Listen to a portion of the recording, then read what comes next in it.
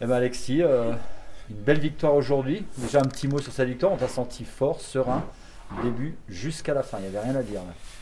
Ouais, ça s'est plutôt bien passé. C'est sûr que c'était une journée relativement longue, hein, avec les qualifications le matin et puis après la course le soir. Mais malgré tout, tout s'est plutôt bien enchaîné. Il y a eu avec ces run-rerun, ça donnait justement une homogénéité qui était bien meilleure que par le passé dans cette discipline. Donc ça, c'est plutôt une bonne chose. Et jusqu'à la fin, il fallait vraiment pousser. C'était relativement difficile, peu de temps de repos. Mais je pense que le physique et le mental a pu prendre le relais sur notamment les dernières manches. Ouais.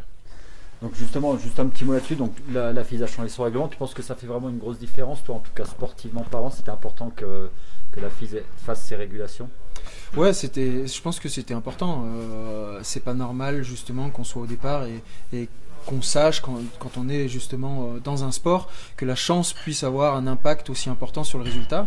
La chance, oui, mais à moindre mesure. Ça fait partie de la vie, ça fait partie du sport, mais à moindre mesure. C'est pas ce qui doit conditionner le résultat global. Et justement aujourd'hui, c'était plus le cas, et donc ça, c'est plutôt la bonne chose du jour. Ouais. Tu t'étais préparé spécifiquement? Tu as fait des entraînements en parallèle? Oui, plusieurs entraînements sur plusieurs revêtements. Donc ça a été plutôt une bonne chose. Et aussi, je pense que mon expérience avec les 35 mètres de l'époque, parce qu'à l'époque on courait avec des rayons de 35 mètres, a pu m'aider aujourd'hui parce que c'était un peu la même chose. Maintenant, on court avec des rayons de 30 mètres, mais dans du 20 mètres dans ce format. Donc c'est sûr que le rayon et la distance entre les portes, il y a besoin d'avoir un peu d'expérience pour pouvoir adapter son matériel au mieux et être le plus performant possible. Alors je sais que c'est anecdotique pour toi, mais j'ai entendu la FIS, hein, quand il te pose une question, dit que tu es le premier skieur qui a gagné dans 6 disciplines. C'est-à-dire géant, super G, slalom, parallèle, slalom, parallèle, géant.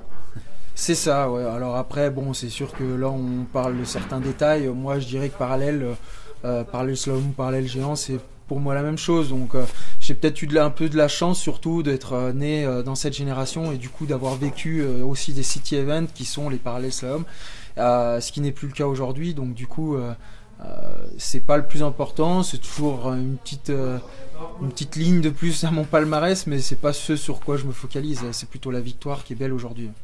C'est ça pour le géant qui va arriver, alors qu'il devait être à Val d'Isère, hélas. Enfin, hélas, qui sera à Santa Catarina, qui sera un géant différent. Est-ce que ça te met en confiance pour la semaine prochaine? Je pense que c'est un bon moyen d'attaquer le mois de décembre. Le mois de décembre, il va être chargé cette année, donc c'est l'un des meilleurs moyens pour pouvoir l'attaquer et l'aborder. Ouais. Un dernier petit mot, c'est quoi la suite de ton programme là? La suite, ça va être rentrer donc en Autriche pour pouvoir se préparer justement pour Santa Catarina. Vu que les plans ont changé, on rentre plus en France, mais on va s'entraîner en Autriche pour préparer justement la prochaine course.